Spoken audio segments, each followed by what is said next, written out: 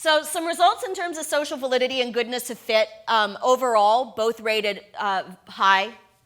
What I find really interesting, particularly in terms of the goodness of fit, is that if you look at the pre-score for goodness of fit for the first routine, it was actually kind of low.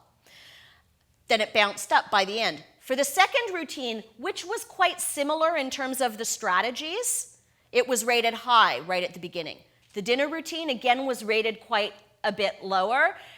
And the dinner routine was much scarier, and the strategies were quite a bit different. And I think that that really played into some of the goodness of fit stuff, understanding that when goodness of fit scores are kind of there, it might mean that we just need to also provide a lot more implementation support and modeling and coaching up front. It may not be that the plan isn't a good fit entirely. And when I talked to the mom about this, she said, I wasn't quite sure, like I understood the plan, but I wasn't quite sure how this was gonna play out.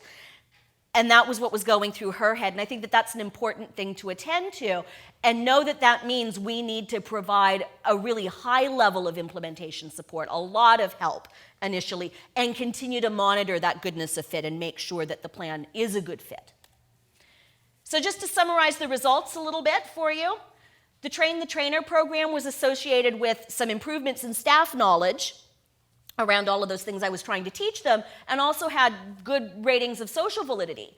For the family-centered PBS, the actual work with Kieran and his family, there was a functional relation documented between that process and improvement. So the PBS process, successful in not only reducing Kieran's problem behavior in those routines, but also improving his participation. And again, had high levels of social validity and goodness of fit.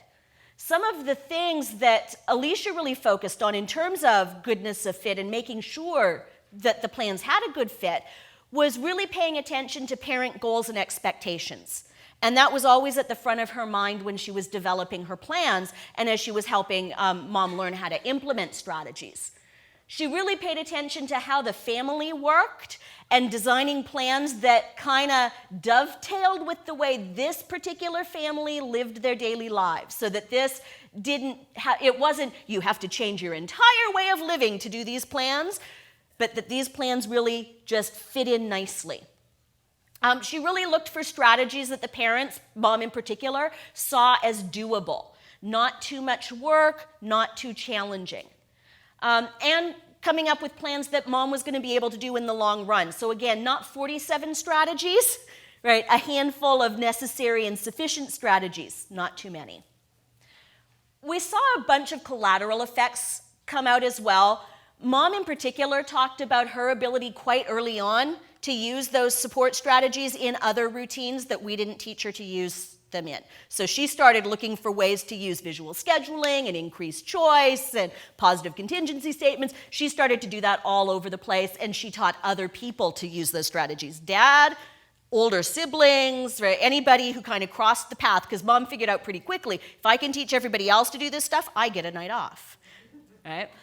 She also noted that Kieran started eating non-trained foods, so foods that weren't part of the dinner foods, in other kinds of settings. So he started eating more breakfast foods. He was eating his school lunches. She could take him to a restaurant and he would eat. A few months afterwards, they went on holiday. She came back and happily reported to me, he ate sauerkraut.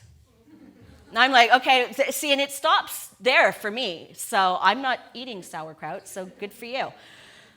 So some really nice improvements that way.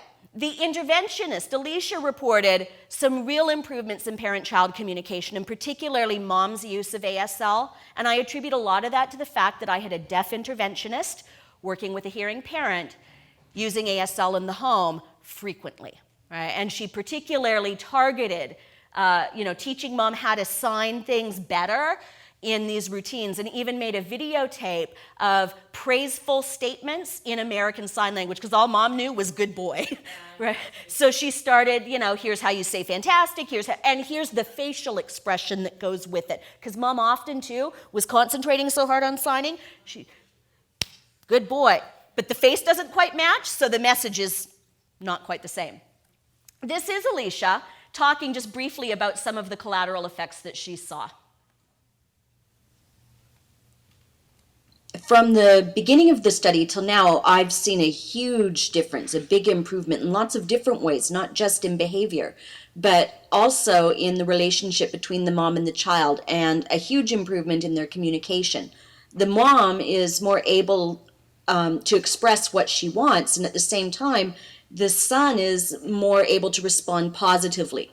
He understands what's wanted from him, what the expectations are. Also, the use of visuals is helping a lot when we're combining it with signing. That's really improved his understanding. We can show him, if you do one thing, what will happen. If you don't do something, what will happen. So he has the big picture. Say that's a really nice thing, and I was so fortunate to have such a skillful deaf person be able to come into this house, and the perspective that she could bring in, particularly around some of the parent-child communication stuff. So I just want to end. This is a quote from one of the mom's evaluations towards the end of the study, and I think it's a really important thing to consider. She said, "I learned so many strategies that are helpful, but I think the most important thing I learned is that I am the parent and I am allowed to make decisions for my child."